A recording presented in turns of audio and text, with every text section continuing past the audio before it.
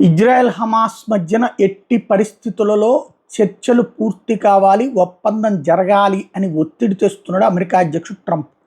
Hamas వాళ్ళైతే వాళ్ళ ఇష్టం, ఓకే అంటే ఓకే, లేతే లేదు. ఇజ్రాయెల్ అయితే మాత్రం అమెరికా చెప్పినట్టు నడవక తప్పటం లేదు, వాళ్ళ మీద డిపెండ్ అయ్యి ఉన్నటువంటి కారణంగా కావచ్చు. లేకపోతే కనుక ఇజ్రాయెల్కి ఉన్నటువంటి టెంపర్కి ఇరాన్ మీద యుద్ధం ఆపేది కాదు, మరింత విధ్వంసం సృష్టించి ఉండేది.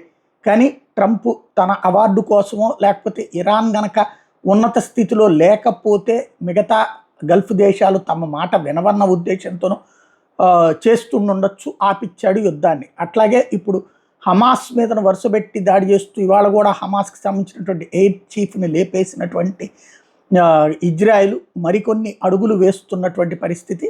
అలాంటి సందర్భంలో హమాస్తో చర్చలు జరిపే పరిష్కరించబోతున్నాం, ఆల్రెడీ వాళ్ళిద్దరి మధ్యన చర్చలు జరుగుతున్నాయి, నెతన్యాహుతో చర్చలు జరుగుతున్నాయి అన్నటువంటి విషయాన్ని ట్రంప్ ప్రకటిస్తున్నాడు పదే పదే. తద్వారా వాళ్ళిద్దరి మధ్యన కూడా శాంతిని ఏర్పాటు చేశానని చెప్పుకుని శాంతి దూత అవార్డు కోసం తిప్పలు పడుతున్నట్టుంది.